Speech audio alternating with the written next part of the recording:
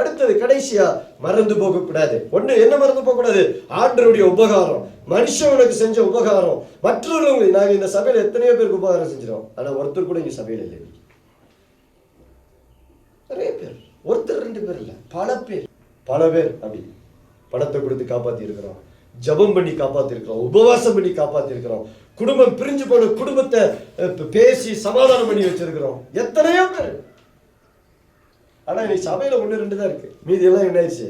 மறந்துடுச்சு. இப்ப பாஸ்டர் என்ன செய்யல, அவங்களுக்கு தேவையில்லை. ஆலோசனை எத்தனையோ பேருக்கு கவுன்சிலிங் பண்ணியிருக்கோம், ஆலோசனை கொடுத்துருக்கிறோம், அவன் வாழ்க்கையை வெளியே வந்திருக்கிறாங்க, நல்லா ஆயிட்டாங்க. இன்னைக்கு புரியுதா உங்களுக்கு? மறந்து போக உபகாரத்தை என்ன செய்யாத, மறந்து. அது நன்றி உள்ள இருதயத்துக்கு எதிரான ஒரு இருதயம். அல்லேலூயா. அப்புறம் போதகத்தை என்ன செய்யக்கூடாது, மறந்துடக்கூடாது. போதகம் ரொம்ப முக்கியம், டீச்சிங்ஸ் ரொம்ப முக்கியம். நான் யாருங்கிற டீச்சிங் ரொம்ப முக்கியம். நான் இன்னும் ஆராதிக்கிற ஆண்டவர் எப்படிப்பட்டவர், டீச்சிங் ரொம்ப முக்கியம். இந்த போதகத்தை என்ன செய்யக்கூடாது, மறந்து போயிடவே கூடாது. அதே மாதிரி வாரிய பிள்ளைன்னு சொல்ற, உங்க குடும்பத்துக்குன்னு ஒரு ஒழுக்கம், அந்த குடும்ப ஒழுக்கத்தை நீங்க என்ன செய்யக்கூடாது. ஒவ்வொரு குடும்பத்துக்கும் ஒரு ஒழுக்கம் இருக்கு, மீறக்கூடாது. உன் குடும்பத்துல உங்க அப்பா அம்மா என்ன சொல்றாங்க அதுக்கு கீழ்ப்படி. உங்க அப்பா அம்மாவை மீறி ஒண்ணு நடக்க போறது கிடையாது. உங்க அப்பா அம்மாவுக்கு தெரியும் உனக்கு எது நல்லது எது கெட்டதுன்னு தெரியும். தேவையில்லாத வயசுல, படிக்கிற வயசுல காதல், படிக்கிற வயசுல தேவையில்லாத விஷயங்கள், படிக்கிற வயசுல தேவையில்லாத நட்புகள், இதுதான் உங்க வாழ்க்கையை என்ன செய்யுது, சீரழிக்குது. அப்பா அம்மா பேச்ச கீழ்ப்படி. உன்னை போக வேண்டாம்னா போகாத, உன்னை செய்ய வேண்டாம்னா செய்யாத, கீழ்ப்படி. போதகத்தை மறக்காது. இதெல்லாம் போதகம், தாய் தகப்பனுடைய போதகம். பிள்ளைகள் கீழ்ப்படினும். ஒருவேளை உங்க அப்பா அம்மா இந்த சர்ச்சுக்கே வர வேண்டாம்னா வராத, உங்க அப்பா அம்மா கீழ்ப்படி. புரிந்துக்கோ, உங்க அப்பா அம்மா தான் உங்க கூட என்ன செய்ய போறாங்க, இருந்து உன்னை நடத்த போறாங்க. ஹல்லேலூயா. ஆமென். So you have to understand, teaching எவ்வளவு முக்கியம்ன்றது உங்களுக்கு புரியணும். இயேசு யார், இயேசு எப்படிப்பட்டவர், என் பாவம் என்ன, என் வாழ்க்கை எப்படிப்பட்டது, என் எதிர்காலம் சூழ்நிலை எல்லாம் எதில் அடங்கி இருக்கு, போதகத்தில் அடங்கி இருக்கிறது. ஆமென். அடுத்ததா வாசிக்கிறோம், ஒரு வசனத்தை வாசிச்சு பிடிப்போம். நீதி உபாகமம் 8:11. உபாகமம் 8ஆம் அதிகாரம் 11வது வசனம். உன் தேவனாகிய கர்த்தரை மறவாதபடிக்கும் நான் இன்று உனக்கு விதிக்கிற அவருடைய கற்பனைகளையும் நியாயங்களையும் கட்டளைகளையும் கைக்கொள்ளாமல் போகாதபடிக்கும் எச்சரிக்கையாயிரு. கடைசி ஆண்டவர் எப்படி முடிக்கிறாரு பாருங்க.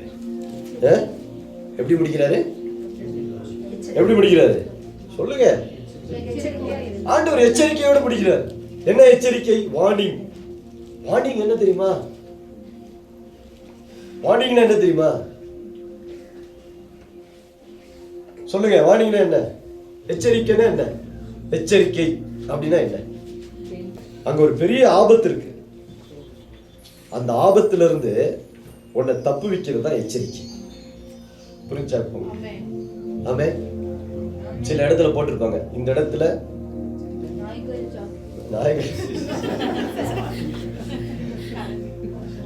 சில எச்சரிக்கை கொடுத்திருப்பாங்க. அபாயம், படுகுழி, இந்த இடத்துல நினைச்சக்கூடாது, போக இறங்கி குளிக்காதீங்க. நாங்க போற சில இடத்துல எல்லாம் போட்டு வச்சிருப்பாங்க, டேஞ்சர், இந்த இடத்துல சுழல் இருக்கிறது.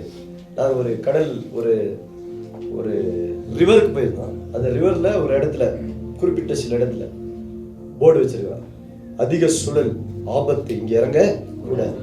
இதை மீறி சில வீரர்லாம் இறங்கி வீர மரணம் அடைவார்கள். என்ன மரணம்? வீர மரணம். ஏன்னா வீரர்கள் பாருங்க, அவங்களுக்கு எல்லாம் சொன்னா உங்களுக்கு என்ன செய்யுது, புரியாது. செத்தாதான் புரியும், செத்த பிறகு எங்க புரியும்? அதனாலதான் ஆண்டவர் என்ன செய்யறாரு, எச்சரிக்கை கொடுக்கிறார். When you are going into 2025 எப்படி இருக்கணுமா? நம்ம வாசிங்க. உன் தேவனாகிய கர்த்தரை ஒண்ணு பாருங்க, ஆண்டவரை மறந்துடாத. ஏன் அப்படி சொல்றாருன்னா, ஆண்டவரை மறக்கிறதுக்கான எல்லா பாசிபிலிட்டியும் இருக்கு சொல்றாரு ஆண்டவர். கடவுளை மறக்கிறதுக்கான எல்லா காரியமும் இன்னைக்கு உலகத்துல இருக்கு. சபைக்கு வரக்கூடாதபடி எல்லா காரியமும் இருக்கு. பரிசுத்தமா வாழ முடியாதபடிக்கு எல்லா காரியமும் இந்த உலகத்துல இருக்கு. அதனாலதான் ஆண்டவர் என்ன செய்றாரு, சொல்லி எச்சரிக்கிறார். ஹல்லேலூயா. வாசிங்க. அப்புறம் நான் இன்று உனக்கு விதிக்கிற கற்பனைகளையும் நியாயங்களையும் கட்டளைகளையும் கை கொள்ளாமல் போகாதபடிக்கு எச்சரிக்கையாயிரு. டீச்சிங்ஸ் என்ன செய்யணும்? கை கொள்ளணும். கை கொள்ளாம போகாதபடி எச்சரிக்கையா இருந்தா, கை கொள்ளனா என்ன நடக்கும்? அப்போ கை கொண்டால் பாருங்க, உபாகம் 28:1-28 ஃபுல்லா என்ன சொன்னா, 2 விஷயத்த சொன்னோம். ஆசீர்வாதம் சொல்லும், சாபம் சொல்லும். ஆசீர்வாதம் ரொம்ப கம்மியா சொன்னோம், 14 ஆசீர்வாதம். எவ்வளவு? 14 தான். சாபம் கிட்டத்தட்ட ஒரு 60 சொல்லும். நிறைய சாபத்தை சொல்லும். ஆசீர்வாதம் பாருங்க கொஞ்சம் தான், ஆனா சாபம் நமக்கு நிறைய இருக்கு. கர்த்தருடைய வசனத்தின்படி கை கொண்டு வாடும் பொழுது ஆசீர்வதிக்கப்படுகிறோம். ஹல்லேலூயா. you will be blessed. நீங்க ஆசீர்வாதமா இருப்பீங்க. கை கொள்ளும் பொழுது ஆசீர்வாதம். கை கொள்ளாமல் போகும் பொழுது என்ன வருதுன்னா சாபம் வருது. அதாவது ஆண்டவர் சொல்றாரு, இதை கை கொள்ளாம போகாதபடிக்கு எச்சரிக்கையாரு. ஏன்னா இது கை கொள்ளாம போகும் பொழுது இந்த உலகத்தில் இருக்கிற ஏற்கனவே சாபம் இந்த உலகத்துல தான் இருக்கு. ஆண்டவர் புதுசா ஒண்ணு கொண்டு வர வேண்டிய அவசியம் இல்லை. வியாதி ஆல்ரெடி இருக்கு, பிரச்சனை ஆல்ரெடி இருக்கு, கொள்ளை நோய் ஆல்ரெடி இருக்கு, தரித்திரம் ஆல்ரெடி இருக்கு, சாவு இருக்கு, எல்லாமே இருக்கு. இது எல்லாத்துக்கும் நீ தப்பித்துக் கொள்வதற்காக தான் ஆண்டவர் என்ன சொல்றாரு? எச்சரிக்கையா இருக்கிறார். இப்ப எத்தனை பேருக்கு புரியுது? ஹல்லேலூயா. ஆனா நிறைய பேருக்கு இது எப்படி தெரியுதுன்னா, ஆண்டவர் எங்களை கண்ட்ரோல் பண்றாரு, சபைக்கு வர சொல்லி கட்டாயப்படுத்துறாங்க. நான் சொல்றேன், நீ சபைக்கு வந்தாலும் சரி வரலனாலும் சரி, கர்த்தருடைய வசனத்துக்கு நீ கீழ்ப்படியாம போனீனா உன் வாழ்க்கையில என்ன இல்ல. ஹல்லேலூயா. அதாவது God wants us. ஏன் வார்னிங் அப்படின்னா ஒரு பெரிய ஆபத்து காத்துட்டு இருக்குது. ஹல்லேலூயா. நிறைய பேர் நினைக்கிறாங்க, போன வருஷம் நான் ரொம்ப கஷ்டப்பட்டேன், அடுத்த வருஷம் சரியாயிரும் நினைக்கிறாங்க. அப்படி நினைக்கிறவங்களுக்கு சரியாக போறது கிடையாது. ஏன் தெரியுமா? உலகம் வர வர வர மோசமா தான் போகுது. வியாதிகள் கம்மியாயிட்டு இருக்குன்னு நினைக்கிறீங்களா? ஹாஸ்பிட்டல் ஜாஸ்தி ஆயிடுச்சு, வியாதி கம்மியாகல. அறிவியல்ல கண்டுபிடிப்பு ஜாஸ்தி ஆயிடுச்சு, ஆனா மனுஷனுடைய பிரச்சனை தீரவே இல்லை. மாறி இருக்கா? சொல்லுங்க சொல்லுங்க. கிடையாது, அப்படி இல்லை. எப்போ ஒரு மனுஷனுடைய பிரச்சனை மாறுது தெரியுமா? எப்போ கர்த்தருடைய வசனத்தை கை கொண்டு அந்த கற்பனைக்கு கட்டளைக்கு கீழ்ப்படிந்து நடக்கும் பொழுது அவன் வாழ்க்கைக்கு சுகம் உண்டாகிறது.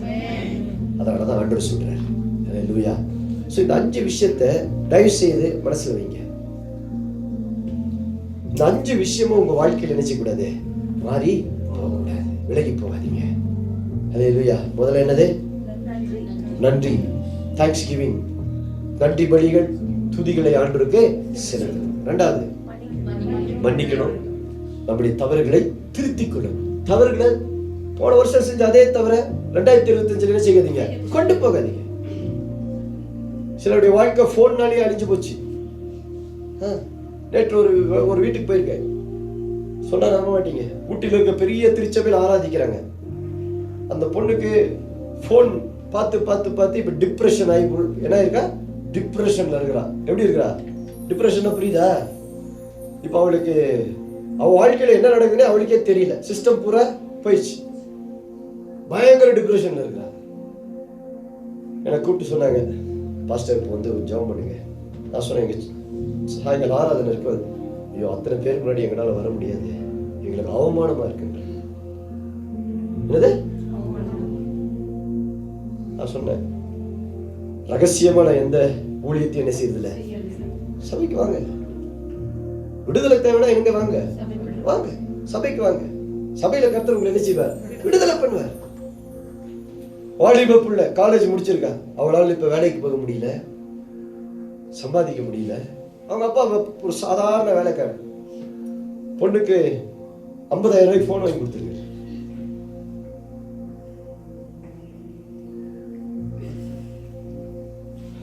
பெங்களூர்ல ஒரு மீட்டிங் போயிருந்தேன்.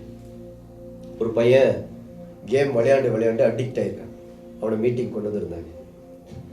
அவனுக்காக ஜெபம் பண்ண. மீட்டிங் ஆரம்பிக்கும் பொழுதே, ஜெபம் ஆரம்பிக்கும் போதே விழுந்துட்டான் கீழே. விழுந்து அப்படியே கிடந்தான். மீட்டிங் முடிஞ்சும் அவன் என்ன செய்யல, எந்திரிக்கல. அவனுக்கு ஜெபமே பண்ண முடியல. அவனுக்கு என்ன நடக்குதுன்னே அவனுக்கு சுய நினைவே இல்லாத அளவுக்கு ஆயிட்டான். அடுத்த நாள் திரும்ப கொண்டு வந்தாங்க. அடுத்த நாள் அதே மாதிரி 3 நாள் அப்படிதான். இன்னைக்கு வரைக்கும் அவனுக்கு விடுதலை.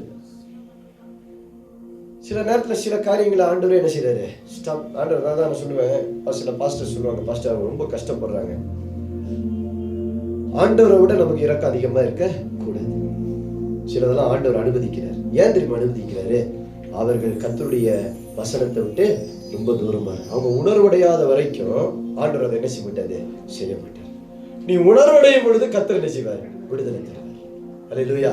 அதனாலதான் வார்னிங் கொடுக்குறாரு ஆண்டவர். அதனால தயவு செய்து போன்ல எல்லாம் ஜாலியா வருதுன்னு உட்காந்து பார்த்துக்கிட்டே இருக்காது. ஒரு நாள் டிப்ரெஸ் ஆயிட்டீங்கன்னா நான் இங்க ஜாம் பண்ண மாட்டேன், நேராக கீழ் பக்கத்துக்கு அனுப்பிச்சிருப்பேன். கீழ் பக்கத்துல என்ன கிடைக்கும் உனக்கு? உங்க ஃப்ரெண்ட்ஸ் நிறைய பேர் அங்க இருப்பாங்க. You can live with them. அவங்களோட நீங்க சந்தோஷமா போன்லயே விளையாண்டுருக்கலாம். போன் இல்லாமயே விளையாடலாம். பார்த்துருக்கீங்களா? போன் இல்லாமயே விளையாடுவாங்க, வண்டி ஓட்டுவாங்க, டிஷ்யூம்னுவாங்க. அதெல்லாம் பார்த்துக்கோங்க. 2025 ஃபோன்ஸ் எல்லாம் ரொம்ப டேஞ்சரஸாக மாறப்போகுது. வர நிறைய ஆப்ஸ் எல்லாம் it's going to control your mind. அது உங்களுக்கு ரொம்ப ஹெல்ப்ஃபுல்லாக இருக்கும். It will take all your, உன்னுடைய சக்தியை பூரா அது என்ன செஞ்சிடும், உறிஞ்செடுத்துடும். உனக்கு என்ன நடக்குதுன்னே தெரியாது. உன் கண்ணு மட்டும்தான் அதுக்கு தேவை. அதுதான் பைபிள் சொல்லுது, கண் உன் சரீரத்துக்கு என்னவா இருக்குது, வாசலா இருக்குது. உன் கண்ணு தான் உன் இருதயத்துக்கு என்னது, வாசல். So God bless you. கடைசியாக ஒரு எச்சரிப்போடு முடிச்சிருக்கிறோம். ஏன் எச்சரிப்புனா, ஒரு பெரிய ஆசீர்வாதத்துக்குள்ள நம்ம போக போறோம். அதுக்குள்ள போகணும்னா இதை நம்ம தெரிஞ்சுக்கிட்டாதான் அதை என்ன செய்ய முடியும், தெரிஞ்சிருக்க முடியும். அல்லேலூயா. ஆமென். எல்லாம் அப்படியே எழுந்து நின்று நம்ம ஜெபிப்போம். கர்த்தர் நாமம் மகிமைப்படட்டும். ஹல்லேலூயா.